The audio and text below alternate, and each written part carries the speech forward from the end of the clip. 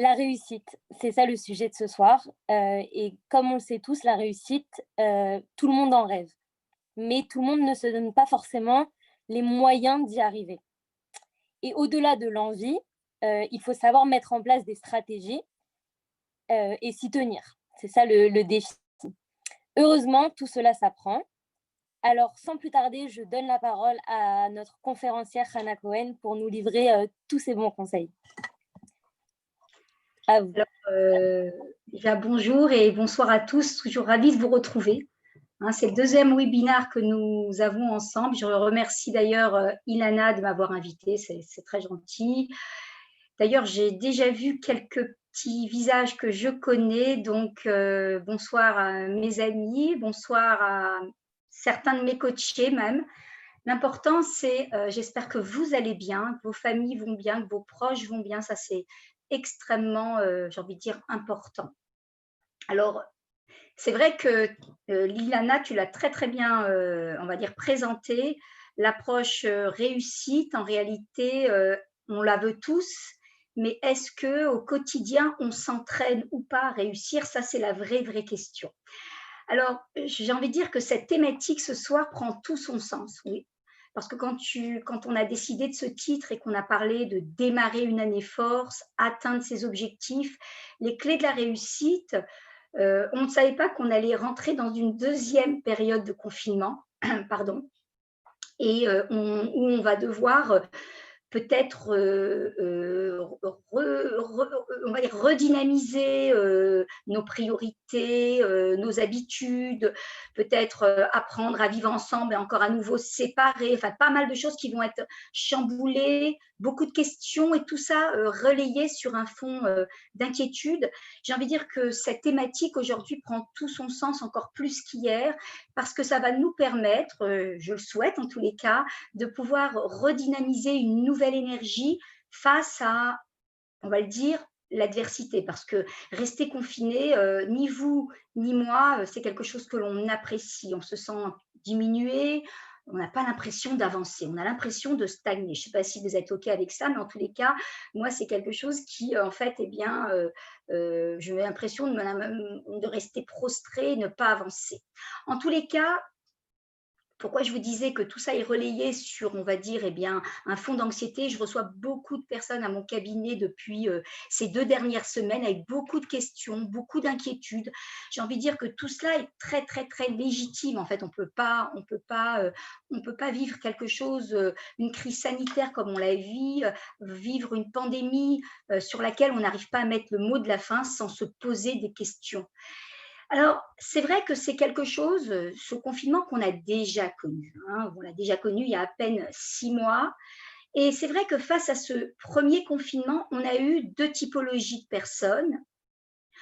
Nous qui sommes thérapeutes, on a pu voir des personnes finalement qui malheureusement ont vécu ça comme un trauma, c'est-à-dire que jusqu'à aujourd'hui, ben, ils pensent toutes les conséquences post-traumatiques, ils travaillent en fait on va dire une anxiété chronique qui s'est installée. Certains ont même fait un burn-out, il faut l'entendre, oui. Et pour certains, ça a été une opportunité. Oui, j'ai envie de dire une opportunité à tous les niveaux. Ils ont choisi, et j'aime bien ce terme, ils ont choisi de ne pas en fait laisser l'adversité les mener. C'est eux qui sont restés pilotes à bord.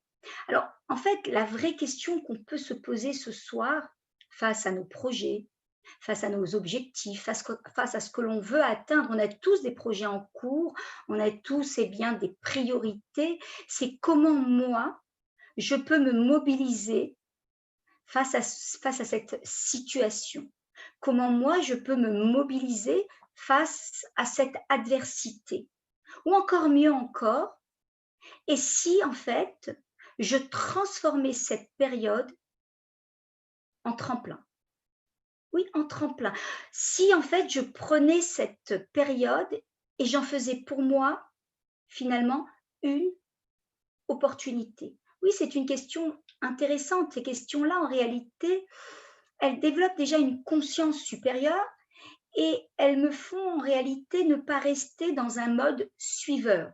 J'en parle souvent de ce mode suiveur. Ce mode suiveur, c'est celui en fait qui nous invite à suivre un peu la masse. Et si la masse est angoissée, ben, on va être angoissé. Si en fait les infos nous donnent de mauvaises nouvelles et que, on va dire, certains réagissent, eh bien nous aussi nous allons réagir. Nous allons eh bien ralentir. Nous n'allons pas développer notre plein potentiel parce qu'en fait l'ambiance générale, elle n'est pas à haut niveau. Et l'idée, c'est justement, face à cela, choisir de faire notre choix et face à cette adversité, eh bien, ne pas rester dans un mode suiveur. Plutôt, vous le savez, devenir créateur de ce que j'ai envie de vivre. Et ça, c'est extrêmement important. Et ça, j'ai envie de dire face à n'importe quelle situation. Mais pourquoi? Pourquoi? Parce que vous le savez, c'est quelque chose que je m'amuse à répéter dans mes formations ou dans l'accompagnement que je donne. Et je le pense sincèrement, c'est que nous sommes des êtres de liberté, d'accord? Nous aimons en fait nous retrouver devant un choix et pas un non-choix.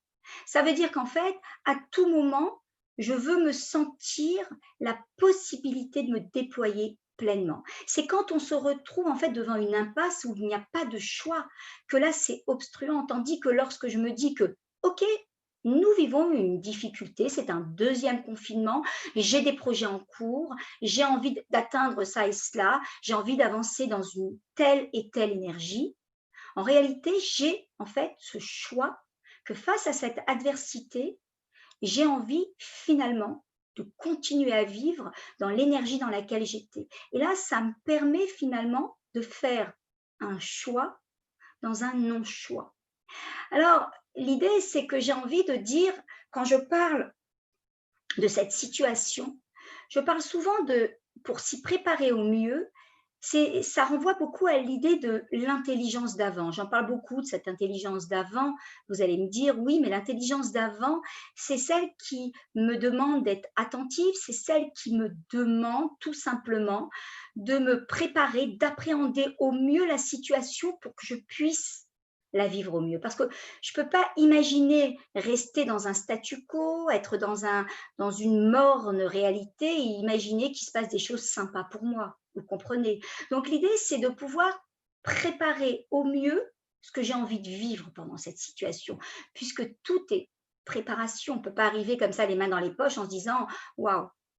Non. Être dans l'intelligence d'avant, ça me permet finalement de pouvoir créer ce que j'ai envie de vivre, préparer un cadre et s'y coller pour ne pas arriver à ce que j'appelle souvent l'intelligence d'après. L'intelligence d'après, c'est celle en fait qui développe, j'ai envie de dire, un vrai poison pour l'organisme qui s'appelle le regret. Le regret, c'est quoi? C'est j'ai vécu un premier confinement, j'en vis un deuxième et j'ai pas tiré les conclusions suffisantes pour pouvoir eh bien, vivre et créer ce que j'ai envie de vivre. Et là, c'est les regrets, c'est les conséquences que je vais endurer puisque en fait, eh bien, je vais me dire: «Mais comment moi, j'ai pu laisser perdurer ça dans ma vie? Comment j'ai pu laisser s'installer ça alors que j'avais finalement matière à réfléchir, j'avais de quoi pouvoir, eh bien, poser une nouvelle, réflexion?» Alors, l'idée, c'est que l'apport que je vais faire ce soir est très, très, très coaching, en même temps très orienté neurosciences et ça va énormément, j'ai envie de dire, vous aider.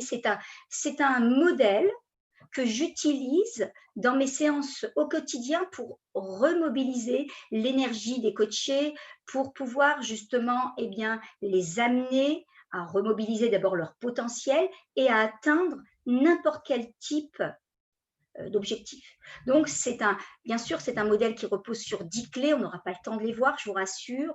J'essaie de choisir les plus, j'ai envie de dire, les plus pertinentes. Alors, pourquoi ces clés sont encore plus importantes ce soir? Parce qu'en fait, à mon sens, on ne doit jamais, et je dis bien jamais, laisser l'environnement nous définir. Jamais laisser l'environnement définir qui j'ai envie d'être et qu'est-ce que j'ai envie de devenir. Je le répète parce que c'est suffisamment important, ne jamais laisser l'environnement définir qui j'ai envie d'être et qui j'ai envie de devenir. Oui, c'est réellement en fait eh bien, une invitation forte que je vous fais ce soir, c'est au travers de ces clés, je vais essayer de vous aider ou à garder l'énergie dans laquelle vous êtes, et ça c'est top, ou alors essayer de retrouver l'énergie pour pouvoir avancer au mieux face à cette nouvelle situation.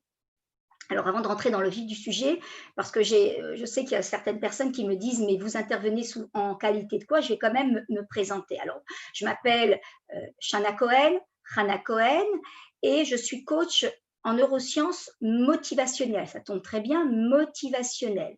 En fait, eh bien, j'ai la chance, et je dis bien j'ai la chance, de conjuguer 2 très grandes passions, le coaching. Pourquoi le coaching? Parce que j'aime voir, s'illuminer au travers des séances que je donne à mes coachés, les facettes de la personnalité, voir briller un petit peu, on va dire, à l'intérieur de la personne. Et ça, c'est très, très, très, c'est passionnant et ça me nourrit de l'intérieur. Et en même temps, j'ai la chance de conjuguer une passion qui est l'enseignement, puisque je suis enseignante depuis plus de, allez, on va dire 37 ans maintenant. Et j'accompagne des adolescents sur le chemin de la vie. Donc deux passions en fait qui se conjuguent bien. J'ai un cabinet de coaching sur Vincennes où j'accompagne tout simplement l'individu, que ce soit l'homme, la femme, l'adolescent. Je suis spécialisée aussi en thérapie de couple.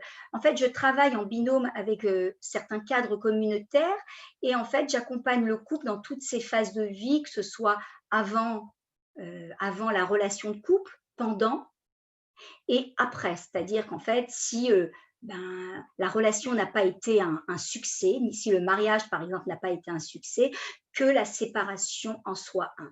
Alors, il est vrai que le rôle du coach, un coach, c'est un entraîneur de vie, je le dis souvent, c'est quelqu'un qui va vous apporter des outils concrets, des outils faciles à mettre au quotidien.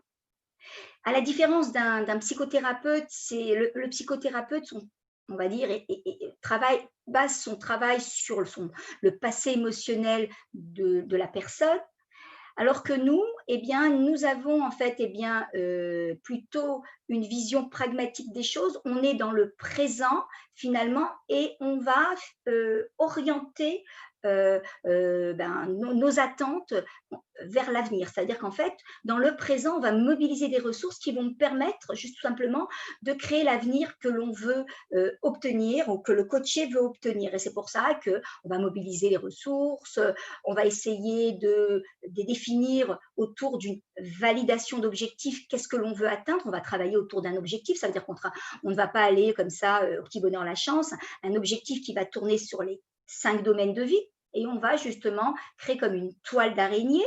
On va également essayer de trouver la manière la plus simple d'obtenir le meilleur résultat. Ça, c'est très coaching, et c'est une démarche très pragmatique qui plaît énormément aujourd'hui. Et tout à l'heure, je vous disais que j'étais coach en neurosciences, et les neurosciences, justement, pour atteindre n'importe quel objectif, que ce soit changer, lâcher certains schémas répétitifs, les neurosciences ont vraiment aujourd'hui lancé un pavé dans la mare, parce qu'aujourd'hui, si vous voulez, pour pouvoir installer un changement sur la durée, il va falloir que je crée un partenariat avec cette boîte crânienne, en fait, qui va m'aider justement à comprendre d'abord.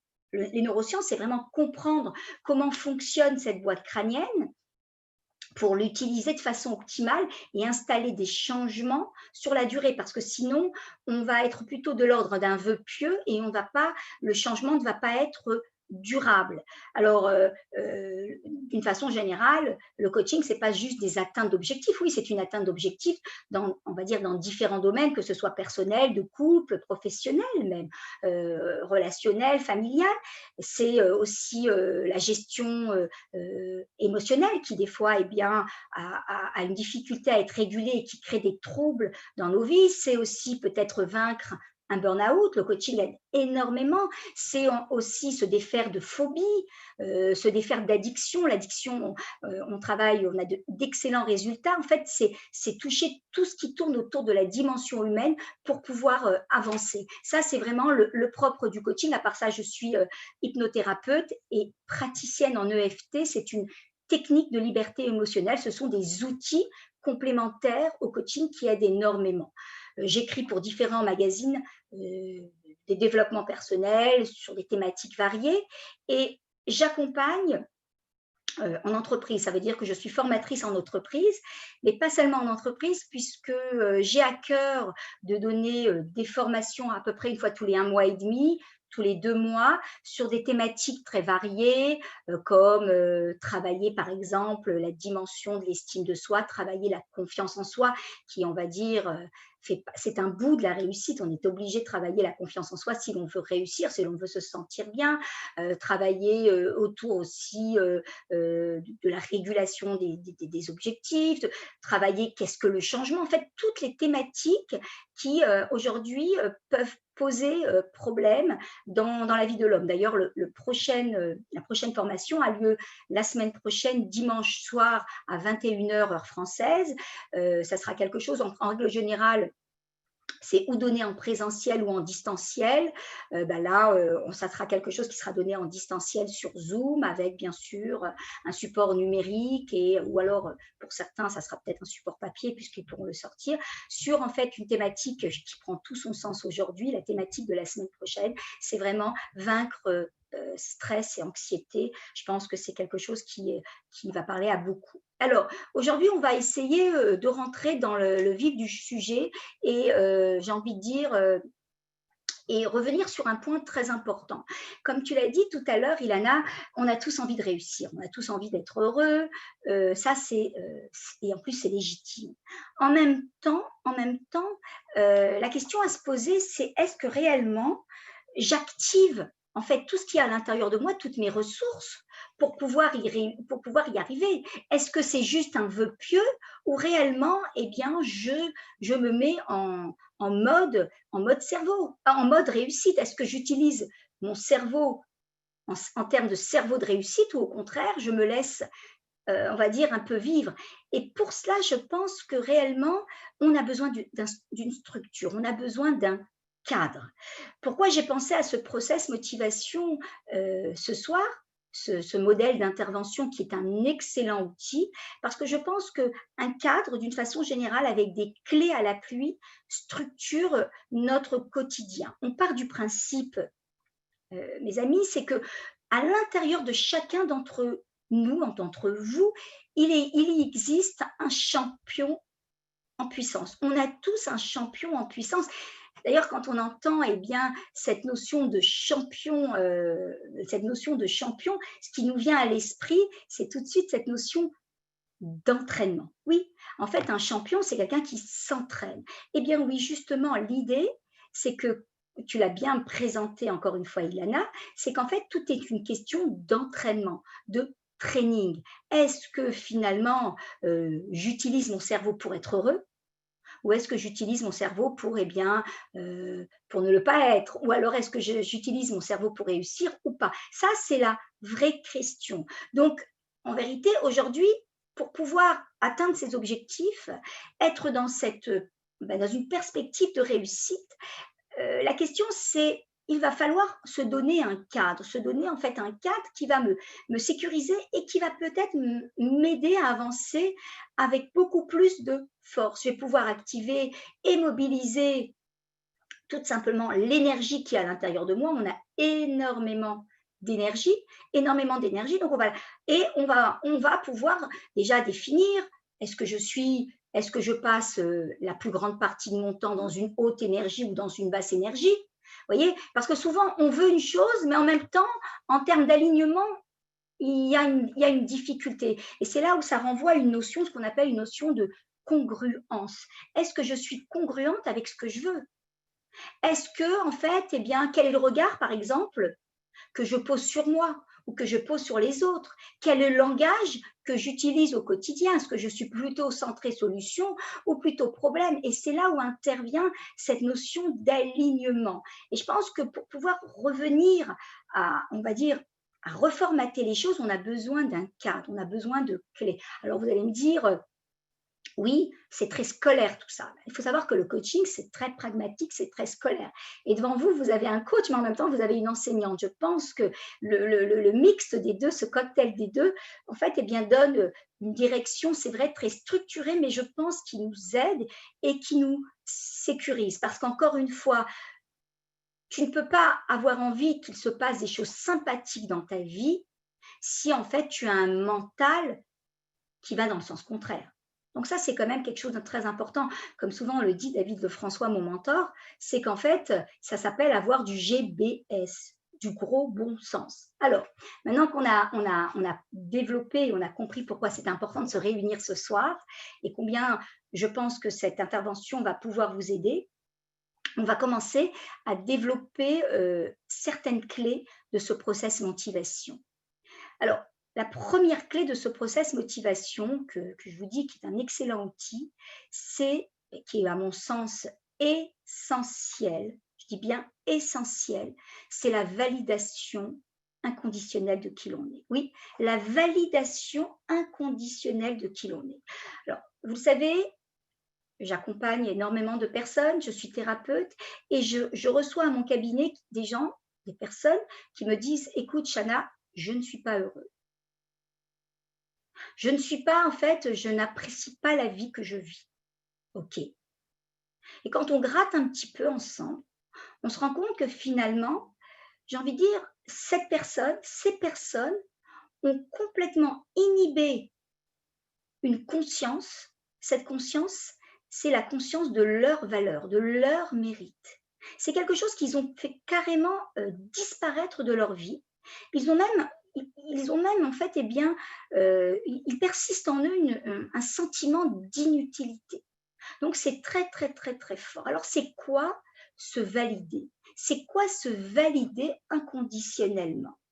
C'est en fait valider, j'ai envie de dire, nos zones d'ombre et nos zones de lumière. On est fait de zones d'ombre et de zones de lumière. On n'est pas fait que de choses exceptionnelles, on a des talents et on a des incapacités.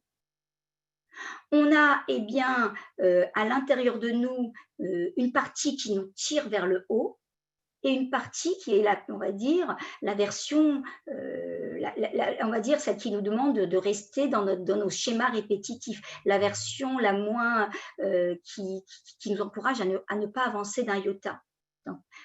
C'est la version du moindre effort. Voilà, je cherchais le mot. C'est la version du moindre effort. Et en même temps,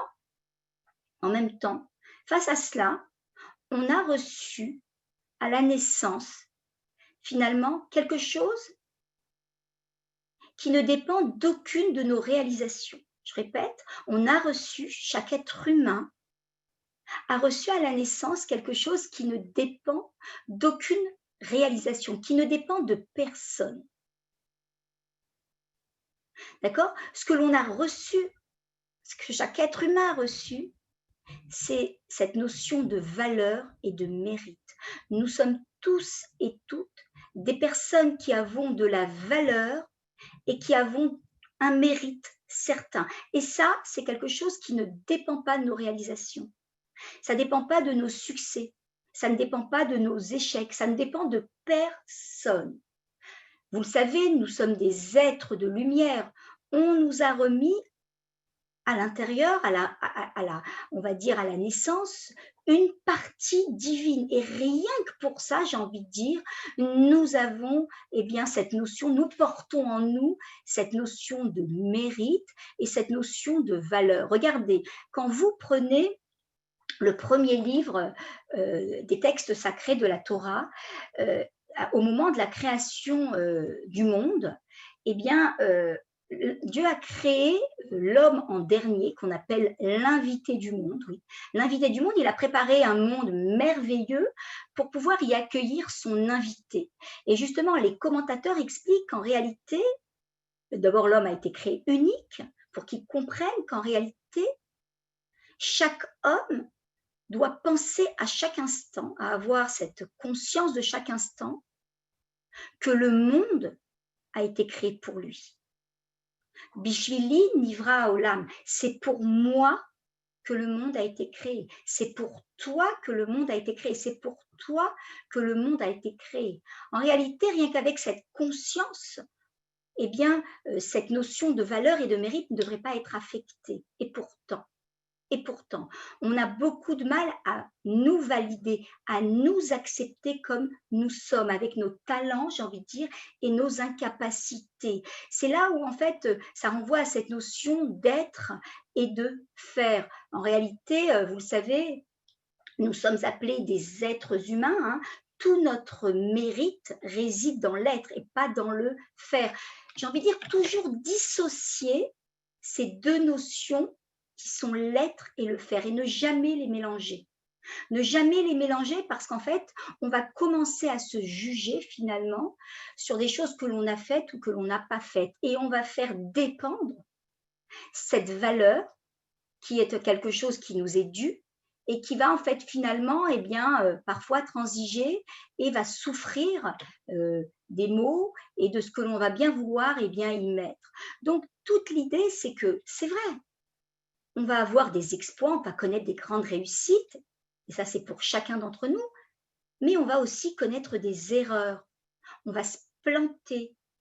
Eh bien justement, face à cela, j'ai envie de dire, face à cela, il va falloir avoir une attitude de respect inconditionnel. Ça veut dire que on devra réagir en ayant zéro, zéro, zéro dévalorisation, zéro, zéro comparaison et pas se dire oui, je suis nulle, oui, j'ai raté, oui, parce qu'en fait, ça va impacter directement, en fait, eh bien, cette notion de valeur. Vous voyez, quand on fait quelque chose qui n'est pas OK, ou on a eu des comportements, par moment, on a des comportements hauts, des comportements bas, on se lève, des fois on est grise, des fois on est mieux. C'est pas, en fait, ça fait pas de moi, j'aime ce mot, une vilaine personne. Ça ne fait pas de moi une vilaine personne. Alors, attention, ce que je suis en train de vous dire, c'est pas lorsqu'on se valide inconditionnellement, c'est aimer forcément ce que l'on fait. Non, parce qu'on doit toujours avancer, évoluer. On ne doit pas se contenter du niveau atteint, vous le savez. Mais en même temps, c'est pas ce qui doit toucher et impacter cette notion de valeur et de mérite. Et ça, je pense que c'est une base. Vous connaissez l'exemple, on le donne souvent, c'est qu'en fait, eh bien, chacun de nous, vous le savez, c'est un diamant entouré de plusieurs couches de papier journal. Et tout le but, notre but ici-bas, c'est d'enlever un maximum de feuilles de papier journal et savoir qu'à l'intérieur de nous se cache ce diamant. Parce que rien que le fait, écoutez bien, d'y penser, ça va me donner la motivation d'aller le chercher. Vous savez, c'est quelque chose qu'on oublie. Mais en se disant, OK, j'ai un vrai diamant, il va falloir que peut-être j'utilise ce qu'on appelle eh bien, un laser pour pouvoir faire briller toutes les facettes de ce diamant et lui donner toute sa dimension de diamant. Mais le fait de savoir qu'à l'intérieur de moi, je suis un vrai diamant, eh bien, va me donner cette motivation de pouvoir aller chercher, creuser et travailler en fait, eh bien, que ce soit mes qualités, ça peut être aussi, je ne peux pas en rentrer maintenant, ça peut être les qualités inverses. En fait, c'est tout un travail pour pouvoir avancer et donner le meilleur de moi-même et d'être la version la plus belle de qui je peux être. Et c'est comme ça qu'en fait, je vais apprendre à être tout simplement mon propre coach, oui, mon propre partenaire, parce qu'on a besoin justement, eh bien, d'avancer, d'avoir en fait, eh bien, quelqu'un qui nous pousse. Et qui mieux que moi pour pouvoir m'aider, hein? Qu'est-ce que vous en pensez? Travailler cette validation inconditionnelle, comme je vous l'ai dit, c'est un préliminaire, c'est une obligation pour celui qui veut avancer, qui en fait, eh bien, qui veut avancer sur ce chemin de la réussite. Ça va également développer une dimension essentielle à chacun qui est l'estime de soi. L'estime de soi, c'est une dimension fondamentale qui est basée sur 3 triptyques. L'amour de soi, l'image de soi, la confiance en soi. L'amour de soi, c'est en fait s'aimer avec ses plus et ses moins, avec ses erreurs et ses succès. L'amour de soi. L'image de soi, c'est quand je pense à moi, bah, qu'est-ce qui me vient comme image? Et la confiance en soi, c'est devant n'importe quelle situation, savoir que j'ai les ressources pour pouvoir y faire face. Et c'est un cocktail en fait harmonieux de ces 3 ingrédients qui va créer ce qu'on appelle l'estime de soi. Et justement, quand je travaille, quand je m'exerce, quand je suis dans un training day où je m'exerce à me valider, justement la première dimension que je vais impacter, qui n'est pas la moindre, c'est réellement l'estime de soi. Alors, il est clair que lorsque je parle de validation inconditionnelle, il y a quelque chose qui me vient à l'esprit, c'est en réalité le langage.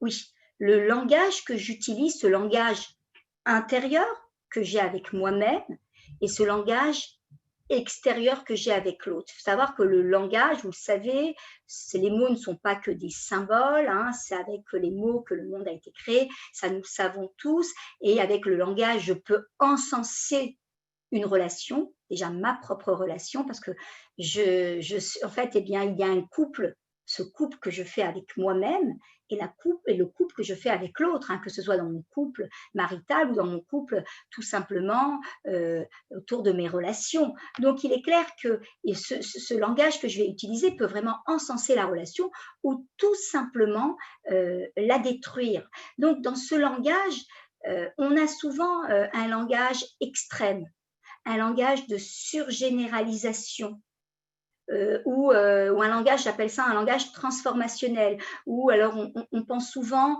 en vrai ou faux, en noir ou blanc. Hein, entre le noir et le blanc, il existe peut-être des nuances, il existe le gris. Ou alors, on utilise beaucoup ce qui s'appelle des mots auto-torture comme je dois, il faut, hein, tous ces mots qui sont là, qui sont vraiment, j'ai envie de dire, des coups-tête et qui nous empêchent d'avancer.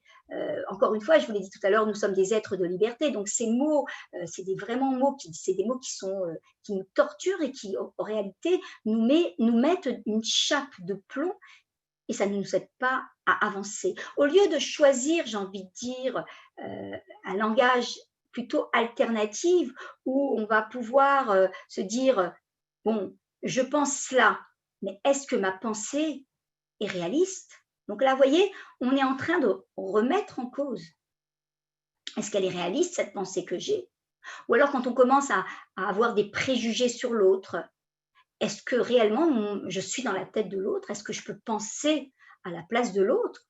L'autre reste autre et je ne peux pas penser à elle. Donc, je suis en train, en fait, de revoir, de revisiter mes façons de formater mon jugement et automatiquement, ça amène un peu plus de légèreté. On est moins là dans le jugement, on n'est pas là dans la dévalorisation, on est tout simplement là à essayer d'utiliser, j'ai envie de dire, un canal qui est extrêmement important, un canal d'expression qui me permet tout simplement d'avancer dans mes relations de façon beaucoup plus sereine. Regardez quand par exemple vous avez échoué, d'accord? De toutes les façons, on va échouer, on a tous échoué, on échouera encore. Ça, je vous rassure, ça fait partie de la vie, hein, et ça fait même partie de la réussite. Mais dès que l'on va échouer, alors il y a 2 attitudes où je vais dire, ben, franchement, j'ai encore échoué, franchement, j'aurais pu faire autrement, ça c'est une façon de voir. Mais on peut aussi voir les choses en se disant, ben, écoute, tu es en train de grandir, tu apprends, hein, ce langage intérieur que l'on a avec nous, mais c'est pas ce qui fait de toi une vilaine personne. Oui, c'est pas ce qui fait de toi une vilaine personne. Imaginez avoir votre enfant devant, vous n'allez pas lui dire t'es nul, vous allez essayer de le soutenir. Le langage est à la base, en fait, est une base importante dans le chemin, dans cet apprentissage, ce qu'on appelle la validation inconditionnelle de qui l'on est. Et pourquoi il est si important? Parce qu'en fait, eh bien, les mots sont façonneurs de nos croyances. Oui, les mots qu'on utilise vont façonner les croyances. Alors, qu'est-ce que sont les croyances? Croyances, ce n'est pas quelque chose à banaliser. Les croyances, c'est vraiment un programme qui a été installé à l'intérieur de nous qui va tout simplement préconditionner la vie de l'homme. Donc, c'est important ce que je vous dis. Ça veut dire qu'en fait, 80% de ce que j'obtiens dans la vie ou de ce que je n'obtiens pas de ce que je suis ou ce que je ne suis pas, en fait, finalement, c'est le résultat tout simplement d'un système de croyance. Quand des fois, on n'obtient pas ce que l'on voudrait, il est important d'aller gratter quel type de croyance j'ai développé. Alors c'est vrai que mon système de croyance s'est souvent formé au travers, eh bien, dans mon enfance, par rapport, eh bien, dans mon milieu éducationnel. C'est vrai. Mais en même temps, une croyance, ça se édulcolore. Ça veut dire qu'on peut avoir des croyances sur tout, sur les hommes, sur les femmes, sur le travail, sur tout.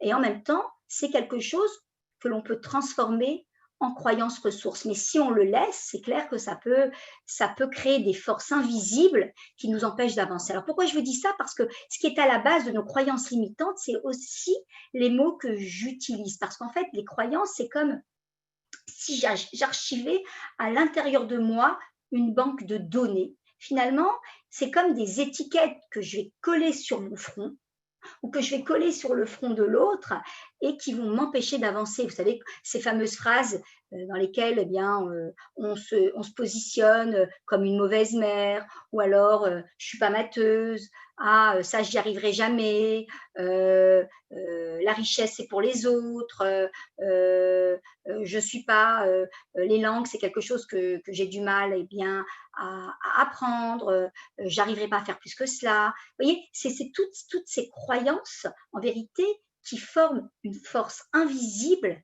et qui m'empêchent réellement d'avancer. Donc, soyez quand même, j'ai envie de dire, attentifs aux mots que vous utilisez. Et vous savez quoi? Utilisez l'autocorrection.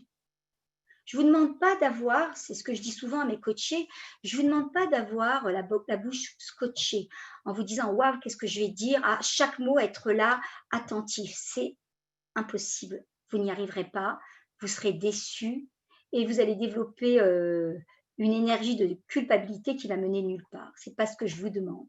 Mais en même temps, dites ce que vous avez à dire. Laissez les choses fluides, mais pratiquez l'autocorrection. Ça, c'est quelque chose d'important qui va vous permettre avec aisance, tout simplement, de commencer à cheminer vers un vrai changement. Par exemple, quand vous vous dites, oh là là, j'ai encore raté, franchement, je suis nulle. Au lieu de se dire, bon, j'aurais peut-être pas dû dire ça, c'est peut-être le dire, ou le dire à son conjoint, ou peut-être, et revenir et dire, en fait, non, c'est pas ça que je voulais dire. C'est ça, ça, ça. Donc, soyez attentifs aux mots que vous utilisez et pratiquez l'autocorrection. C'est comme ça, vous savez, rappelez-vous, ce cerveau, je vous l'avais dit lors du premier webinaire, ce cerveau, c'est un muscle. Le cerveau, en fait, on peut en faire ce que l'on veut. C'est à nous à le modeler. Donc, travaillez l'autocorrection pour obtenir ce que vous voulez et vous allez voir que vous allez commencer à cheminer avec beaucoup plus de facilité vers ce que vous voulez atteindre plutôt que ce que vous ne voulez pas atteindre. Maintenant, je vais parler d'un autre point qui me semble très important dans cette notion dans ce premier point, dans cette première clé qui est la validation inconditionnelle de qui l'on est, s'accepter comme on est. Pour cela, il va falloir activer une vitamine que l'on laisse souvent de côté. Cette vitamine, c'est réellement la vitamine de la gratitude. Oui, vous l'entendez sous toutes ses formes. J'ai envie de vous dire qu'aujourd'hui, encore plus qu'hier, il va falloir être attentif et allumer au quotidien des étincelles de satisfaction par rapport à tout ce que vous faites.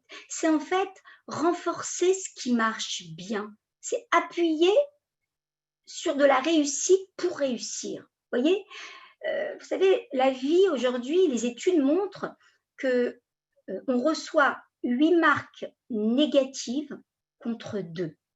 Donc, vous savez, si ce n'est pas vous qui le faites pour vous, personne ne le fera. Et en même temps, vous savez que vous en avez besoin. Vous en avez besoin parce qu'en fait, eh bien justement, puisque je vous disais que apprendre à se valider pour ce que l'on est, c'est vraiment un préliminaire, j'ai envie de dire que sur cette voie, la gratitude, c'est un bout, en fait, eh bien, c'est un bout de la réussite. Donc, il va falloir être attentif et s'auto-célébrer. Alors, vous allez me dire, mais on ne vit pas des succès tous les jours. Alors, je ne vais pas vous dire qu'il va falloir se célébrer parce que vous avez monté l'Himalaya. Vous savez, les grands succès sont souvent succincts. Ils apparaissent très rarement, ils sont succincts. Par contre, il y a beaucoup, beaucoup de petites choses que vous faites au quotidien et sur lesquelles vous mettez une espèce de tapis qui, en fait, eh bien, pour vous, sont de l'ordre de la normalité. J'ai envie de dire, c'est tout simplement porter un regard un peu plus juste sur vous. Certains vont me dire, oh là là, c'est un peu nombriliste tout ça. Non, c'est pas nombriliste. C'est tout simplement être juste avec vous-même. Quand, par exemple, vous rentrez d'une journée de travail, par exemple, madame, et que vous vous mettez à préparer un repas alors que vous avez une journée exténuante, ben, j'ai envie de dire, c'est un vrai succès et vous devez vous célébrer.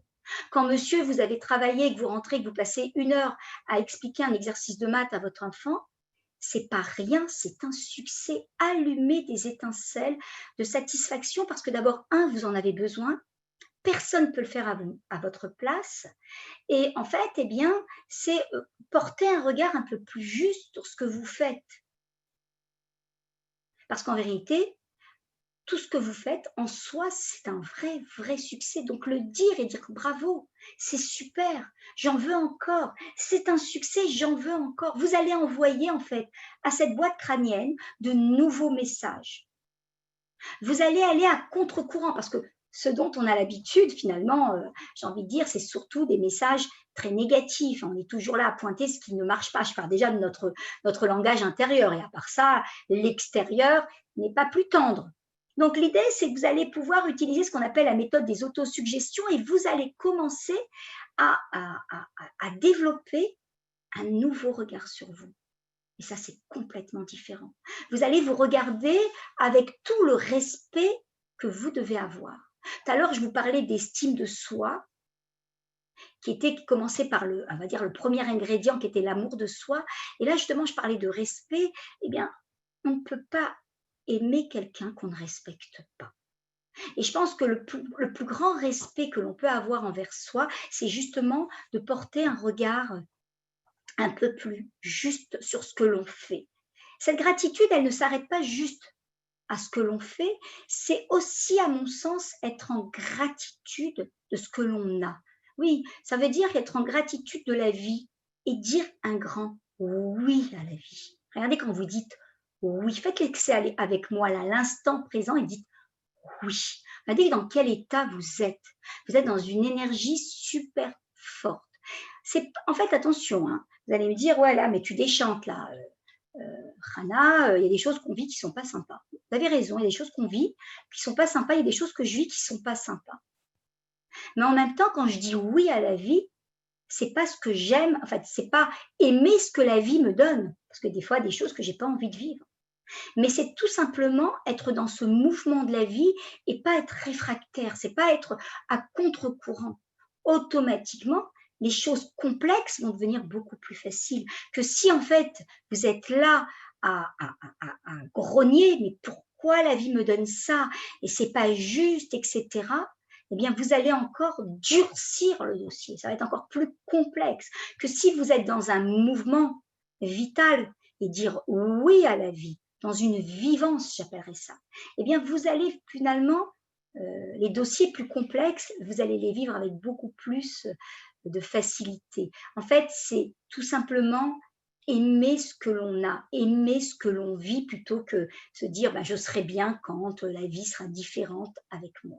Donc c'est vrai que dans ce premier point, ce sont des outils qui sont simples, en même temps qui sont concrets, mais qui ont un maximum d'impact. Faites-le, ne me croyez pas, allez-y. Vous allez voir, vous allez commencer à vous regarder différemment et le fait de vous valider et de reconnaître votre valeur et votre mérite va vous aider à cheminer sur le chemin de la vie complètement différemment. Donc ça, c'était pour cette première clé. J'espère que ça a été clair. On va attaquer cette deuxième clé. La deuxième clé de ce process motivation, c'est la responsabilité. Ah oui, la responsabilité, la responsabilisation. Pourquoi ? Parce que on part du principe, et je vais vous expliquer pourquoi. C'est que nous sommes les premiers, vous l'avez souvent entendu cette phrase, les premiers responsables des résultats que l'on obtient dans la vie. Nous sommes les premiers responsables des résultats que l'on obtient dans la vie. Alors certains sont en train de peut-être de bondir sur leur chaise, et en même temps, quand je parle de responsable, de responsabilité, je ne parle pas de culpabilité. Je parle en fait d'autonomie. C'est en réalité, quand je parle de responsabilité, c'est en fait choisir de ne plus rester la victime des forces extérieures, des forces hostiles, mais créer dans cette adversité ce que j'ai envie de vivre. Oui, c'est d'entamer cette deuxième période de confinement et ne pas dire ouais, mais qu'est-ce qui va se passer, comment ça va se passer, ça va être la catastrophe. Oui, je me rappelle la première fois. C'est en fait face à ces forces extérieures, ces forces hostiles, choisir eh bien, de retrouver ma responsabilité, cette forme de responsabilité pour retrouver mon autonomie et pouvoir avancer. Vous voyez, c'est vrai qu'en même temps, je dis souvent que dans cette planète, j'ai envie de dire que le rôle le plus joué, c'est le rôle de victime. Hein. Le modèle sociétal, c'est un modèle en fait qui encourage la personne à ôter toute forme de responsabilité. Bien sûr, c'est sympa parce que finalement, ça n'engendre aucune remise en cause. Ça nous permet finalement de déporter la faute sur l'autre, hein, et on ne bouge pas d'un iota. Finalement, c'est mon enfant qui génère mes colères perpétuelles, c'est mon mari qui ne comprend pas mes demandes, c'est ma femme qui en fait a trop d'attentes, c'est mon patron, en fait c'est tout le temps l'autre, et finalement cette notion de responsabilité, elle est complètement dissoute, et finalement elle m'empêche finalement de retrouver cette puissance intérieure pour pouvoir avancer. Vous savez, la responsabilité, c'est se sentir responsable. Je pense que ça, c'est très important. De la manière dont nous voulons utiliser notre vie. C'est se sentir responsable de la manière dont nous voulons utiliser, ça c'est important, notre passé. Beaucoup de personnes sont là, regardez le rétroviseur en disant mais tu comprends Chana, si tu savais le passé que j'ai eu, tu comprendrais. C'est vrai, je comprends, tu as eu un passé très difficile, c'est pas évident, mais c'est à toi de faire le choix d'avancer malgré ce passé et ne pas rester bloqué finalement, on va dire, dans tes schémas répétitifs. C'est en fait faire que, encore une fois, l'environnement, mon passé, ne définisse pas celle que j'ai envie d'être et celle que j'ai envie de devenir. Donc, l'idée, c'est que c'est vrai que nous sommes à tout moment, que ça plaise ou pas, responsables de nos actes, responsables de nos erreurs, responsables de nos réussites. Et vous le savez, j'ai toujours un plaisir à le répéter. Dans ce monde, il y a deux façons de vivre sa vie. Où je suis victime, où je suis créateur. Il n'y en a pas 36. Ou tu choisis d'être victime et tu restes victime et là tu parles de ton passé, tu parles de tes parents, tu parles de tes problèmes économiques, ou alors tu es créatif, ou alors tu es créateur, ou alors tu essayes de mobiliser cette puissance créative qui est à l'intérieur de toi. Vous savez, la responsabilité, quand je prends le mot responsabilité, on a le mot réponse. C'est donner une réponse à ce que je vis. Je répète, la responsabilité, c'est donner vraiment une réponse à ce que je vis. C'est en fait développer des pensées autonomes, des ressentis autonomes que nous choisissons de développer. C'est tout simplement me donner la permission d'agir, d'agir sur ma personnalité, d'agir selon ma personnalité aussi, et c'est tout simplement activer ce pouvoir illimité qui est à l'intérieur de nous. C'est, j'aime bien ce mot, c'est se donner, en fait, c'est s'ouvrir à ce pouvoir de pouvoir. Oui, ce pouvoir de pouvoir qui est à l'intérieur de nous, qui est tout simplement cette autorisation morale, je répète, cette autorisation morale qui me permet de m'autoriser tout simplement à réussir. Donc la responsabilité, elle est souvent vécue chez beaucoup de personnes comme une notion de culpabilité. Non, pas du tout. Quand je suis responsable de ce que je vis, eh bien ça, en fait, eh bien ça allume des étincelles de satisfaction intérieure. Vous ne pouvez pas savoir. Ça me donne la possibilité, tout simplement, eh bien, de ne pas rester dans un mode tout simplement suiveur, mais créer réellement ce que j'ai envie de vivre et pas être là à me dire mais j'aurais pu, j'aurais dû. Non. C'est réellement avoir en tête, vous savez, d'une façon générale, le propre d'un coach, c'est de poser la question qui dérange. Vous allez me dire, ce soir, il y a quand même beaucoup de questions, c'est vrai. Mais pourquoi? Parce que, en fait, votre cerveau est fait en 3 parties. Vous avez le conscient, la partie consciente, vous avez l'inconscient et entre ces 2 parties, vous avez ce qui s'appelle le subconscient.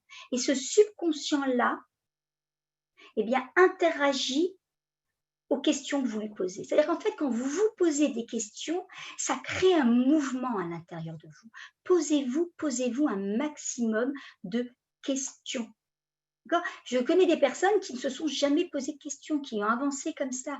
Posez-vous des questions, vous allez voir que vous allez trouver même eh bien, de bonnes solutions, de bonnes réponses à ces questions. Donc, quand on parle de responsabilité, je pense que toute la question, elle réside dans, mais moi, si j'étais la première responsable de ma vie aujourd'hui, tiens, qu'est-ce que je ferais pour vivre au mieux cette situation? Si j'étais la première responsable de ma vie, là, qu'est-ce que je ferais aujourd'hui pour vivre au mieux ce deuxième confinement et continuer à me mobiliser, activer mon potentiel, continuer à atteindre mes objectifs et ne pas m'endormir sur mes lauriers. Garder cette haute énergie, continuer à avancer envers et contre tout. Vous savez, il y a une question souvent dans la responsabilité que je pose en séance aux couples qui viennent me consulter en thérapie, à qui je pose cette question et qui souvent cette question dérange. Eh bien, à combien tu te sens responsable de ce que tu vis dans ta vie? À combien tu te sens responsable de ce que tu es en train de vivre dans ton couple, par exemple? Vous voyez, cette question-là, bon, elle dérange, bien sûr, parce qu'elle remet en cause pas mal de choses, elle crée un mouvement à l'intérieur et souvent des portes qui étaient fermées jusque-là, ben, elles commencent à s'ouvrir, des lumières qui s'ouvrent. D'accord? Pourquoi? Parce qu'en fait, eh bien, on développe une nouvelle conscience. C'est plus je ne peux pas, je peux. C'est possible. Donc, posez-vous des questions de bonnes questions, qui souvent amènent de vraies bonnes réponses. Et en termes de responsabilité, c'est choisir de sortir de ce triangle de Karpman. Hein, vous savez, Stéphane Karpman, en fait, identifier un jeu de rôle, vous avez dû en entendre parler, c'est un triangle où 3 rôles sont en fait, eh bien, interconnectés, le rôle de la victime, du sauveur et du persécuteur. Et on va passer en fait dans notre relation intrapersonnelle et interpersonnelle, en fait on peut passer de l'un à l'autre et jamais avoir une vision claire pour pouvoir en sortir. Hein, le sauveur, le persécuteur et la victime, et ne jamais pouvoir sortir et avoir une vision claire des choses. Pour pouvoir justement sortir de là, ce qu'il va falloir activer, c'est cette dimension qu'on appelle la responsabilité, se sentir responsable de ce que l'on vit pour pouvoir justement trouver en nous les ressources, les solutions, plutôt que rester sur des problèmes. C'est réellement rentrer, quand on dit sortir de ce triangle dramatique, hein, ce triangle infernal, c'est vraiment rentrer dans un autre triangle qu'on appelle le triangle des 3 P en coaching. P comme pouvoir, hein, savoir qu'on a le pouvoir de pouvoir, c'est ce que je vous disais tout à l'heure. Appelez-le le libre arbitre, appelez-le comme vous le voulez. Cette puissance, on est tous dotés de ressources exceptionnelles Et cette troisième notion qui, à mon sens, est très importante, P comme permission. Se donner l'autorisation morale. Quand on est responsable, on se donne cette autorisation morale de pouvoir réussir et pouvoir eh bien, dépasser n'importe quel type d'obstacle. Donc, vous l'avez bien compris, cette deuxième clé, j'en pense que c'est vraiment, en fait, sur le chemin de la réussite, hein, ce chemin qu'on a tous envie de vivre, bah, tout simplement, c'est un bout de la réussite. Donc, posez-vous cette question qui peut tout changer. Si j'étais le premier responsable de ce que je vis aujourd'hui, qu'est-ce que je ferais? Tiens, à l'instant T, qu'est-ce que je choisirais? Réfléchissez et répondez à cette question. On va, si vous le voulez bien, rentrer dans cette troisième clé qui est aussi une clé extrêmement importante. C'est avoir un haut niveau d'exigence. Oui, dans la vie, ne pas se contenter du minimum syndical. Alors, c'est quoi avoir un haut niveau d'exigence? Chacun de nous a envie de donner un sens à sa vie. Chacun de nous a envie de donner un sens. Et finalement, les objectifs que l'on va se poser, si on veut pouvoir les atteindre, il va falloir qu'ils soient basés, j'ai envie de dire, sur un idéal, sur quelque chose qui est fort et qui est important pour nous. Alors, je vais m'expliquer. En fait, on a tous envie, encore une fois, de se déployer. Mais pour cela, il va falloir avoir ce qu'on appelle un pourquoi fort. Pourquoi aujourd'hui j'ai envie de me déployer dans telle ou telle discipline? Pourquoi j'ai envie de tirer mon couple vers le haut? Pourquoi j'ai envie de travailler cette notion d'exemplarité? Pourquoi, pourquoi c'est important pour moi, tout simplement d'atteindre cet objectif professionnel? Pourquoi j'ai envie de tout simplement, être à l'écoute de mes énergies intérieures, internes et vivre dans une haute énergie? Pourquoi tout cela, en fait, prend un sens pour moi? Pourquoi je vous dis cela? Parce qu'en fait, quand j'ai un pourquoi fort, un pourquoi qui est clair, et à la limite, j'ai même pris le temps de noter pourquoi c'est important que je sorte travailler actuellement, enfin, je ne sais pas si c'est le cas, ou c'est important que j'apprenne à communiquer, ou que je travaille ma relation familiale, pourquoi c'est important encore plus qu'hier, et noter tous les pourquoi, eh bien, le comment y arriver deviendra implicite. Le comment y arriver deviendra implicite. C'est pour ça que donner un sens à sa vie, donner un sens à ses objectifs vont me permettre de pouvoir trouver avec beaucoup plus de facilité les solutions.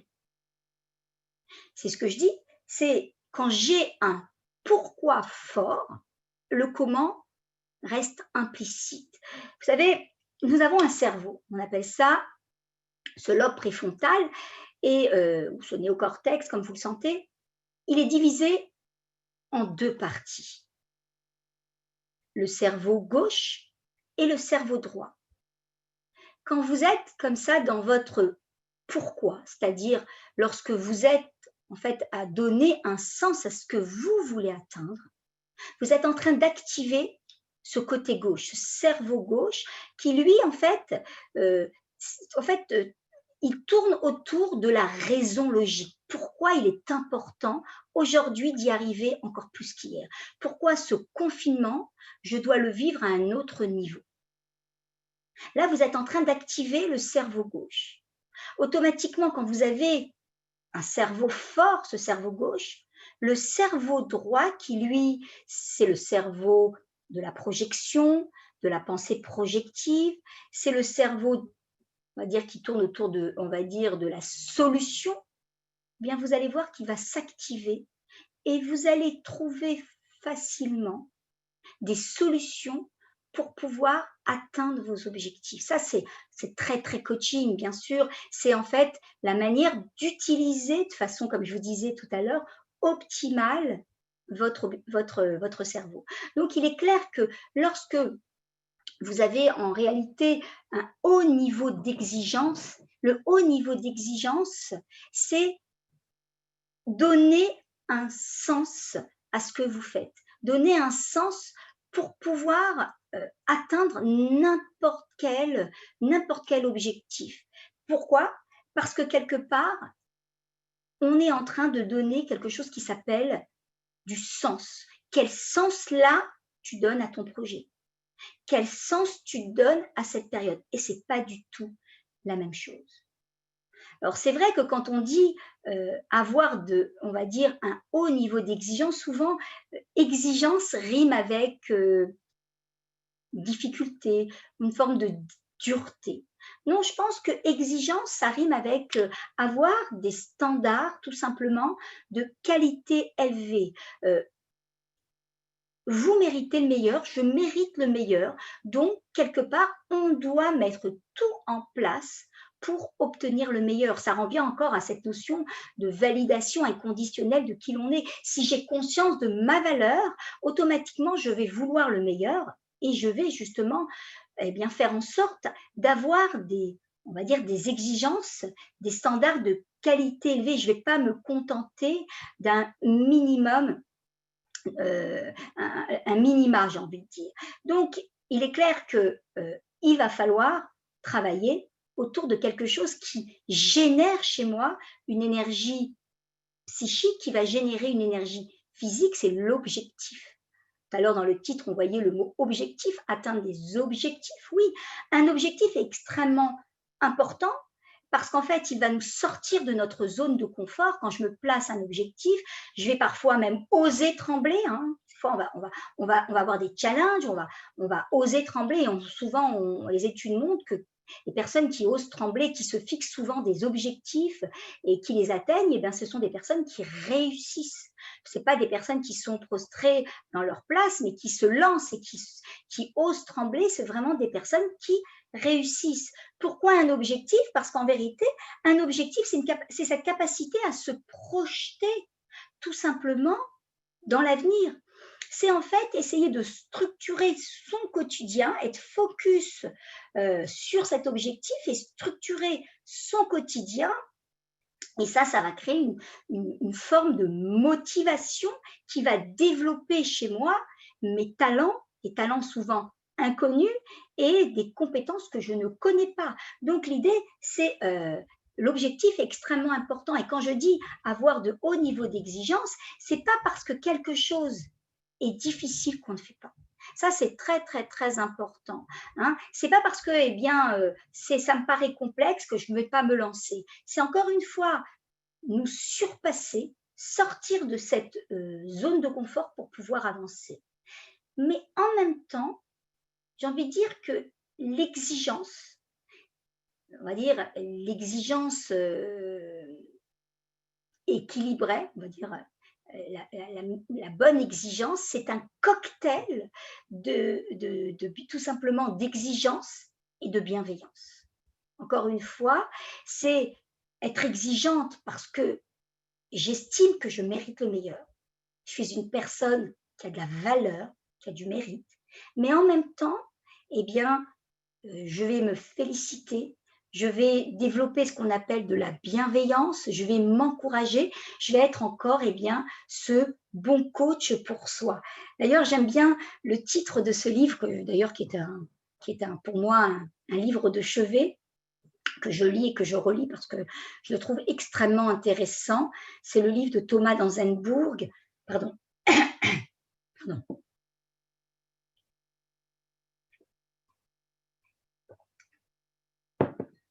C'est en fait, ne soyez pas gentil, soyez vrai. Ne soyez pas gentil avec vous, soyez simplement vrai. Vous méritez le meilleur et vous devez l'obtenir. Et justement, avoir des objectifs, des challenges, se poser constamment des challenges, c'est quelque chose qui va vous amener on va dire, un standard de qualité élevée dans la vie que vous allez vivre et à tous les niveaux. En même temps, ce qui va un petit peu à l'encontre de cette notion d'objectif, d'exigence, c'est un système que l'on installe souvent, consciemment, j'ai envie de dire, ou inconsciemment, c'est ce système d'excuses, c'est ce système également d'évitement. Hein. On trouve toujours des excuses à l'extérieur. Le problème, finalement, il n'est pas là, mais le problème, il est là. Et la solution, elle n'est pas là. La solution, elle est à l'extérieur. Donc, vous voyez, on a tout faux. Parce qu'en réalité, j'ai envie de dire que lorsque l'on prend les choses en se disant le problème n'est pas à l'extérieur de moi, le problème, il est là, mais ce n'est pas tout. La solution n'est pas à l'extérieur de moi, la solution, elle est en moi. Et ça change les donnes. Ça change les donnes parce que même devant n'importe quelle situation, même quand on vit quelque chose de très désagréable, j'ai en fait en moi des ressources que je peux activer.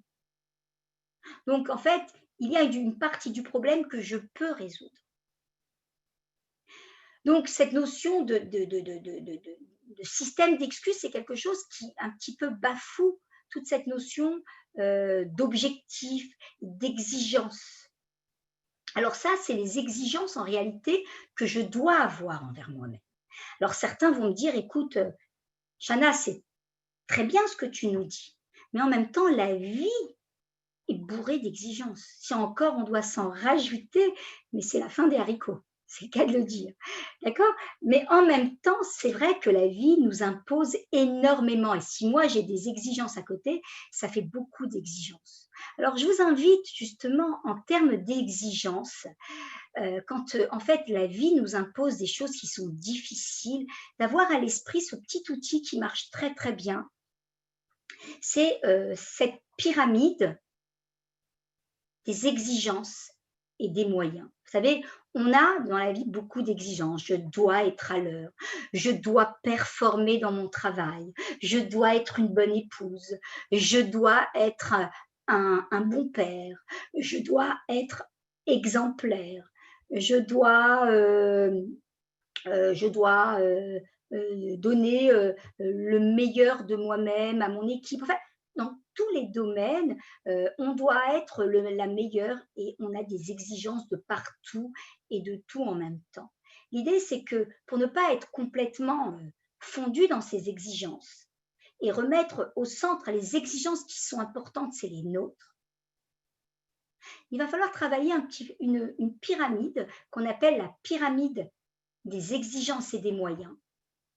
J'ai envie de dire, renverser en fait cette pyramide. C'est vrai qu'on a l'habitude de tapisser notre vie que d'exigences, comme je viens de vous le dire. Bien, l'idée, c'est de pouvoir renverser cette pyramide et mettre en base les moyens que j'ai face à cette situation et tout en haut, les exigences. Et vous voyez, c'est plus la même chose. C'est se dire, OK, aujourd'hui, devant cette situation qui paraît complexe, quels sont les moyens que j'ai pour pouvoir y faire face? Quels sont les moyens que j'ai pour pouvoir y faire face? Vous voyez, c'est complètement différent. C'est finalement, c'est pas être submergé par les exigences, c'est essayer de se dire, OK, il y a des exigences, elles sont là. On n'est pas là à les nier. Mais en même temps, au lieu de tapisser ma vie que des exigences, je dois préparer une belle table parce que je reçois du monde, je dois y mettre tant de salades, etc., etc., etc. C'est tapisser ma vie des moyens que je peux, quels sont les moyens que j'ai face à cette situation, comment je peux m'y prendre, et mettre tout en haut, tout simplement de cette pyramide, eh bien, les exigences. Et ça, vous voyez, c'est complètement différent. Ça nous fait voir les choses complètement différemment. Le haut niveau d'exigence, j'ai envie de dire, c'est aussi une notion qu'on a souvent mis à l'écart. Une notion qui est simple, mais qui en fait, eh bien, va nous permettre ou pas d'atteindre nos objectifs. Il faut savoir que l'on n'arrive pas au bout de grands projets sans plaisir. je répète, parce que c'est important.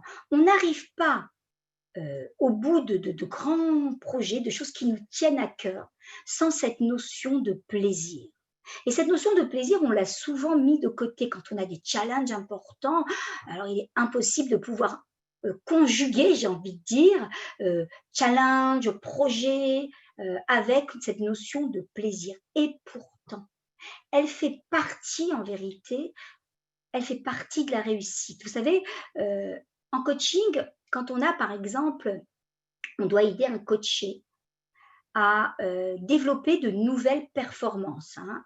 Je suis coach en neurosciences motivationnelles, donc on est beaucoup dans la motivation. Donc, essayer de mobiliser un coaché pour qu'il développe de nouvelles performances face, par exemple, à une nouvelle, je sais pas moi, à une nouvelle activité professionnelle. Allez, on y va. Donc, qu'est-ce qu'on va faire? On va en fait, eh bien, développer ce qu'on appelle, encore une fois, un triangle où on va mettre la performance qui est important, bien sûr, quel type de performance, comment. On va aussi mettre dans un des coins l'apprentissage, c'est qu'est-ce qu'il va falloir que j'apprenne, bien sûr, tout ce qui va tourner autour de l'apprentissage qui est extrêmement important dans toute atteinte d'objectifs, apprendre peut-être à désapprendre, apprendre à apprendre, apprendre à réapprendre. Enfin, il va falloir revoir notre système. On n'apprend pas qu'une fois, mais on apprend et on réapprend. C'est toute la vie, c'est un apprentissage à n'importe quel âge. Et ce troisième point qui est associé à la performance, à l'apprentissage, c'est le plaisir. Un point qui a l'air un petit peu léger, qui a l'air secondaire. Et pourtant, extrêmement important.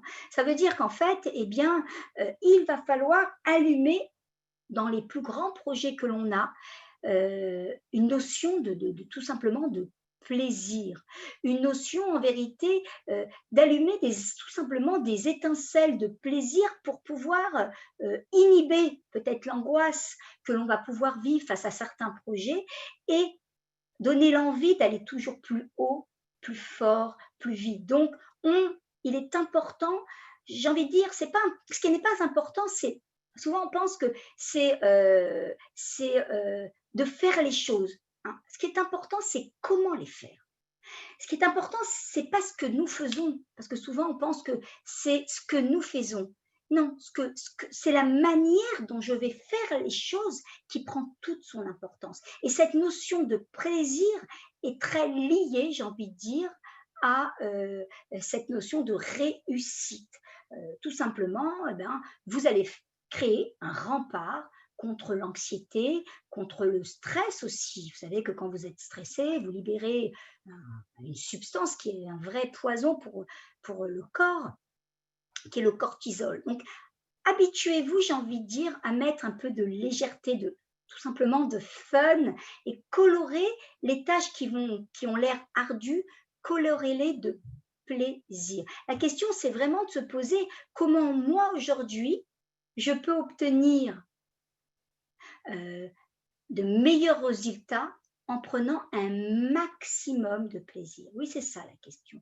Comment je peux obtenir de meilleurs résultats en prenant un maximum de plaisir. Donc cette notion de plaisir est très liée aussi à cette notion d'exigence, de challenge, de motivation, d'objectif. Alors là, nous avons fini ce troisième point qui était et avoir de hauts niveaux d'exigence.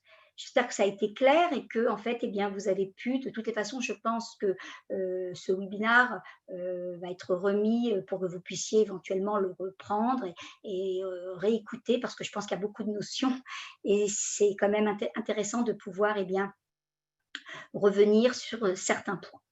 Et là, je vais entamer la quatrième clé. Je pense que c'est la dernière que l'on va voir ensemble parce que là, le temps a passé. Cette clé qui me semble aussi essentielle, qui est vraiment au cœur, encore une fois, de ce programme de réussite, c'est savoir fixer des limites claires. Oui, savoir fixer des limites claires, ce n'est pas quelque chose d'optionnel. Finalement, savoir fixer des limites claires, c'est savoir se définir plutôt que de choisir de se défendre. C'est savoir se définir plutôt que se défendre. Et ça, c'est quand même important. Alors, les limites, souvent, sont prises comme quelque chose qui est de l'ordre d'une séparation avec les autres. Non. C'est pas en fait, le but n'est pas de nous séparer. Vous savez, nous sommes des mammifères, nous avons besoin de connexion, donc au contraire, on a besoin de connexion. Mais en vérité, ça nous permet de délimiter et notre territoire et montrer qui nous sommes vraiment, notre individuation. C'est extrêmement important. Sinon, en fait, je vais me perdre dans la relation. En voulant plaire à l'autre, eh bien, tout simplement, je vais développer de la culpabilité à l'intérieur de moi, parce que finalement, je vais m'abandonner un petit peu et je vais développer de la rancœur vis-à-vis de l'autre. Et finalement, eh bien, je vais automatiquement impacter la relation. Donc, vouloir définir des limites claires dans n'importe quel type de relation, que ce soit une relation, encore une fois, intrapersonnel ou interpersonnel, c'est quelque chose qui protège, qui sécurise la relation et qui permet justement tout simplement de se respecter. Et je vais dire de respecter l'autre aussi, oui. De respecter l'autre, c'est donner à l'autre son code d'accès. Tout simplement, à quoi je dis oui là? À quoi je dis non? En fait, si on a envie de vivre une vraie qualité dans nos relations, que ce soit nos relations familiales, de couple, professionnelles, relationnelles, j'ai envie de dire, c'est une bonne dose on va dire, c'est en clarifiant les limites acceptables pour moi, en le combinant avec ce qu'on appelle une notion de respect. Je vais combiner, je vais installer des limites claires, encore une fois, à quoi je dis oui, à quoi je dis non, et je vais aussi combiner cela avec une bonne dose de respect. Et c'est cela, mes amis, qui va donner de la puissance dans la relation. Par exemple, c'est dire à l'autre, écoute, j'aurais bien voulu te rendre service aujourd'hui, mais c'est impossible pour moi. J'aurais bien voulu t'accompagner parce que tu es une personne que j'apprécie beaucoup, mais c'est impossible pour moi. Et là, vous savez ce que vous faites? Vous ne dites pas non à la personne, vous dites non à sa demande. Souvent, on pense que c'est dire non à la personne. C'est savoir dire non, en fait, eh bien, à sa demande. Vous dites oui à la personne et vous dites non à la demande. C'est aussi être capable d'écouter le non des autres. C'est être capable de se dire, bon, bah, il ne peut pas non plus. C'est pas moi qui suis touchée. En fait, c'est pas moi qui dis non. C'est pas en fait ma personne qui est touchée. Et ça nous permet de prendre les choses tout simplement à un autre niveau. Donc, l'idée, c'est j'ai envie de dire, quand on veut avoir des relations satisfaisantes, et les relations sont importantes, hein, on en a tous, on ne peut pas dire qu'on vit en solo, on a besoin de relations pour pouvoir réussir, on a besoin d'être en bonne relation déjà avec soi, j'ai envie de dire, en bonne relation avec les autres. L'idée, c'est de clarifier et avoir le courage de clarifier notre système de limites parce que c'est important et c'est ce qui va permettre d'avoir une bien meilleure qualité tout simplement avec soi et avec l'autre. Donc pensez justement, il y a un outil qui me permet justement de savoir si j'ai bien défini mes limites, c'est lorsque je dis oui à l'autre, est-ce que je dis oui à mes besoins? Voyez, posez-vous cette question simple qui en fait, eh bien, pour moi, c'est une pépite d'or, oui. C'est quand je dis oui à l'autre, si je réponds oui, est-ce que j'ai répondu oui à mes besoins? Alors si c'est oui, allez-y. Quand c'est bon avant, c'est bon après. Mais si vous répondez non, en fait, quand je dis oui à l'autre, en fait, eh bien, je dis non à mes besoins, eh bien, quelque part, n'y allez pas. Il va falloir d'abord nourrir vos propres besoins et après répondre aux attentes de l'autre. Donc, savoir définir votre territoire. En même temps, c'est quelque chose de légitime. Vous n'avez pas besoin de vous justifier pour cela. C'est important. Vous vous protégez et vous protégez également la relation. Alors, j'espère que la thématique de ce soir a été claire.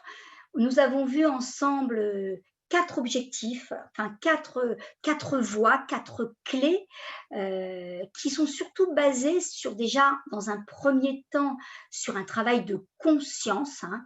C'est vrai que dans ce process motivation, dans ce modèle d'intervention, il existe 10 clés, on n'a pas le temps de les faire et c'est souvent quelque chose que je développe plutôt dans une formation avec des outils concrets, mais en même temps, je voulais quand même vous donner un aperçu pour que ça puisse à nouveau peut-être vous donner une nouvelle forme d'énergie et vous déployer pour pouvoir vous rapprocher de ce que vous voulez et être, comme on dit bien, cette version la plus belle de qui vous avez envie de devenir. Donc nous avons vu en fait 4 clés essentielles, je veux juste les revoir. Cette validation inconditionnelle de qui l'on est, accepter en fait qui l'on est, pas au vu de ce que l'on fait, mais qui on est, cette personne qui a de la valeur et du mérite, ça c'est essentiel. Également, cette notion de responsabilité, je suis le premier responsable des résultats que j'obtiens. Encore une fois, responsabilité ne veut pas dire culpabilité. Je suis en fait, je dois être moi ce changement que je veux voir dans le monde, hein, cette notion en fait qui m'implique. Avoir aussi un haut niveau d'exigence, ne vous contentez pas du minimum syndical. Vous êtes des êtres en fait de lumière, vous méritez le meilleur et ça sachez-le et c'est important, donnez-vous-le. Qui mieux que vous pour pouvoir vous apporter ce dont vous avez besoin. Ayez on va dire des standards de qualité élevés. En fait, n'hésitez pas à ce niveau-là. Il faut vraiment, vraiment vous donner et avoir toujours, jamais se contenter du niveau atteint. Et le dernier point qui me semble très, très important pour pouvoir avancer, on a besoin de définir clairement nos limites. Nos limites, c'est de donner notre code d'accès à l'autre. C'est vraiment me permettre de développer tout simplement de meilleures relations, des relations beaucoup plus saines et beaucoup plus équilibrées. Ce n'est ma volonté, c'est ne pas de me couper, bien au contraire. C'est ne pas me perdre dans la relation. Voilà. En tous les cas, ce soir, je pense beaucoup de matière, hein. Il y a une grosse matière qui est là. L'important aujourd'hui, c'est qu'est-ce que vous allez faire de ce que vous savez? Ça, c'est très important. Vous avez pu entendre pas mal de choses, mais l'important, c'est de sortir de là, pardon, avec 2 points. 2 points sur lesquels vous avez envie, en fait, de retenir votre attention. 2 points que vous avez envie de développer. S'il y avait 2 points ce soir sur lesquels vous auriez envie de travailler, ça serait lesquels? Posez-vous déjà ces questions. Faites-le maintenant parce qu'en fait, là, vous êtes en fait dans une haute énergie. Cette énergie va se dilapider les jours suivants. Donc, c'est important de s'arrêter là et de se dire, OK, quels seraient les 2 points qui ont retenu mon attention, sur lesquels j'ai envie de me déployer. Et une fois qu'ils ont été choisis, ils ont été identifiés, essayez de choisir en fait les actions à poser, les actions que vous allez décider de poser pour pouvoir justement générer le changement. Parce que vous le savez, sans action nouvelle, il n'y a pas de changement. C'est l'action qui va générer un changement durable. C'est pas juste avoir un vœu pieux, oui, ça serait bien de changer, c'est intéressant, c'est une démarche intéressante. Non, mais c'est mes actions qui vont générer tout simplement mes changements. Et vous allez voir que ce qui est intéressant, c'est qu'en ayant dans une telle démarche, vous allez tout simplement développer ce qu'on appelle une réaction en chaîne. Même si tous les points qui ont été cités aujourd'hui ne vont pas être travaillés, vous allez développer en fait une conscience qui va vous amener en fait à développer petit à petit les autres points avec beaucoup plus de facilité. Donc ça, c'est important. Vous savez, je vais finir par une phrase des Maximes des Pères, hein, des Pirkei Avot, qui dit si c'est pas toi aujourd'hui, qui va le faire, hein? Si c'est pas toi qui va te mettre en mouvement, qui va le faire? Et si ce n'est pas maintenant, quand est-ce que ça sera? quand est-ce que ça sera. Si c'est maintenant, c'est l'opportunité. Je vous ai dit, peut-être prendre cette situation comme une opportunité, comme un tremplin. Peut-être se dire, c'est le moment pour moi de vraiment passer au niveau supérieur. En tous les cas, je vous souhaite le meilleur. Je vous souhaite déjà de réussir. Je vous remercie pour cette écoute. Vous savez que vous pouvez me retrouver. J'ai une chaîne YouTube où je mets énormément de matière. Cette chaîne YouTube, le nom c'est Chana Coaching Neurosciences. Chana, c'est avec un CHA2NA, Coaching Neurosciences. Et là, vous avez plusieurs vidéos sur différentes thématiques. Ça passe du couple à tout ce que, en fait, eh bien, à toutes les thématiques qui ont un rapport avec eh bien, la dimension humaine, toutes les choses qui m'empêchent d'avancer. Donc, vous avez énormément de matière. Il y a aussi ces formations que je propose qui sont aussi extrêmement intéressantes, extrêmement riches, qui vous permettent de sortir avec des outils à installer au quotidien. D'ailleurs, la prochaine, c'est dimanche prochain. Dans tous les cas, on se retrouve. Je vous souhaite une très grande réussite et surtout, soyez heureux. Ça, c'est important. Voilà. Merci infiniment, Madame Cohen. Vraiment une conférence exceptionnelle ce soir. J'ai reçu tellement de retours positifs. Alors, on l'a bien compris que tout résidait dans le choix de nos pensées, de nos paroles, de nos actions, et qu'il était là notre pouvoir. Je voulais vous poser une petite question. En fait, c'est vraiment limite pour résumer tout ça. C'est que j'ai eu beaucoup de retours là pendant la conférence de personnes qui me disaient mais pourquoi j'y arrive pas, moi? J'ai l'impression que tout le monde y arrive, moi, j'y arrive pas. C'est des questions aussi qui reviennent même dans l'éducation. Pourquoi moi, mon enfant, il m'écoute pas?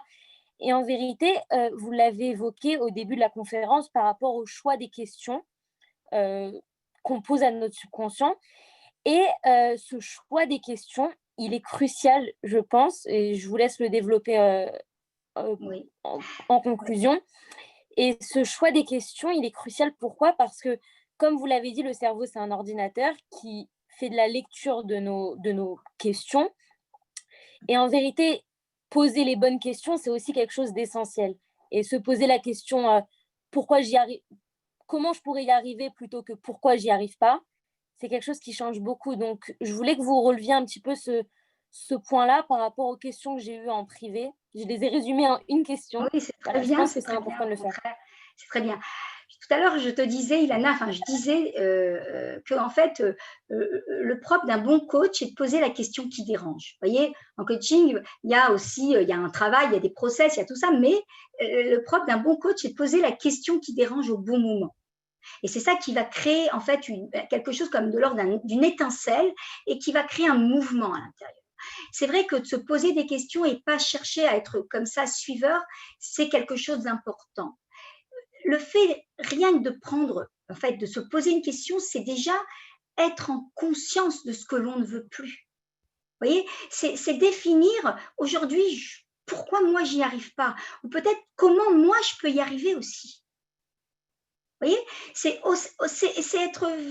chercher à être centré sur la solution peut-être plutôt que sur le problème. Et le fait rien que de poser cette question, ça va m'amener à essayer de gratter, de comprendre où peut se trouver la solution. Et la solution, sachez, mes amis, elle n'est pas très loin. Il suffit de la chercher et pas se dire bon ben je vis ma vie comme une morne fatalité, c'est comme ça, mes parents c'était comme ça, ma famille c'est comme ça, mais réellement s'autoriser, comme je dis souvent, à vivre le meilleur. Donc le pouvoir des questions est très important. Ça a l'air simple, mais c'est fondamental. Je dirais qu'il y a un deuxième point qui me semble important dans ce que tu dis, Lana. Je rajouterais par rapport à ce que tu as dit, c'est réellement cette notion qu'on a évoquée aussi, bon, je ne me suis pas attardée, mais qui est aussi fondamentale, ça pourra être l'ordre d'une prochaine intervention, c'est vraiment notre système de croyances. On a souvent basé notre vie sur une banque de données qui joue comme une force invisible et qui va à l'encontre de nos projets. Pour nous, dans notre tête, ben, réussite, ça rime pas avec la personne que je suis. Ah non, la réussite, c'est très dur. La réussite, c'est pour un certain, on va dire, un certain typologie de personne. Ah non, la réussite, il faut travailler dur. Alors qu'en réalité, tout cela, ce sont des croyances limitantes que j'ai installées à l'intérieur de moi et finalement qui me dirigent à mon insu. Qui font en fait, qu'est-ce que c'est qu'une croyance? Allez, on va le dire en 2 mots. Une croyance, c'est une pensée sur laquelle je me suis arrêtée, qui est devenue une vérité, ma vérité, ma réalité. C'est-à-dire qu'en fait, à la base, c'est une pensée que j'ai répétée, répétée, répétée, mais finalement, qui est devenue ma vérité. Et maintenant, c'est ma vérité et j'avance avec. C'est comme si, en fait, je mettais des murs invisibles. Il va falloir tout simplement transformer, en fait, faire fondre ces croyances limitantes et créer des croyances ressources beaucoup plus saines pour soi et beaucoup plus écologiques, j'ai envie de dire beaucoup plus justes, parce que c'est tout sauf juste. C'est peut-être des étiquettes qu'on m'a mis sur le front en me disant ah ben toi, Chana, tu es timide, ah ben toi, tu n'es pas mateuse, ah toi, tu n'y arriveras pas dans la vie parce que voyez, et on a grandi avec ce genre de croyances. Et aujourd'hui, bah, finalement, on sent, comme tu l'as dit, qu'il y a un obstacle. Pourquoi on n'y arriverait pas? Donc, il faudrait aussi creuser, en fait, eh bien, et chercher derrière ce système de croyances. J'espère que j'ai répondu à ta question. Voilà. C'est super. En tout cas, c'est un peu le message de la paracha de la semaine dernière, Lech Lecha. C'est la première chose que Dieu lui demande à Abraham, c'est va-t'en, enfin, pars de tes croyances limitantes, de l'éducation que tu as reçue, de tout ce qu'on reçoit par les médias, de tout ça, de partir de tout ça et d'aller en soi. Vous avez dit quelque chose au début de formidable par rapport à le fait qu'on a une partie divine en nous et ça, on l'oublie souvent. Et en tout cas, vraiment, Baruch Hashem, c'était une conférence hors du commun. Vraiment, Baruch Hashem, ça a aidé beaucoup de personnes. J'ai reçu beaucoup de J'espère qu'en personnes tous les cas, voilà, ce que je souhaite, c'est que ça puisse vous aider, que vous puissiez me donner des bonnes nouvelles. On se rencontrera toujours un jour et que vous me dites que ça a pu être on va dire, un espèce de faisceau de lumière qui a pu vous donner cette motivation d'arriver. L'important, c'est que vous méritez d'être heureux et vous devez être heureux. Donc vraiment, et faites tout pour être heureux. On a un pouvoir en nous illimité, il faut le mettre en action, il faut l'activer. On ne peut pas juste se suffire et dire bon, bah, c'est comme ça. Non, on n'a pas le droit. On est des êtres de lumière. On est obligé eh bien, d'envoyer des faisceaux et de se donner le meilleur, tout simplement. Voilà.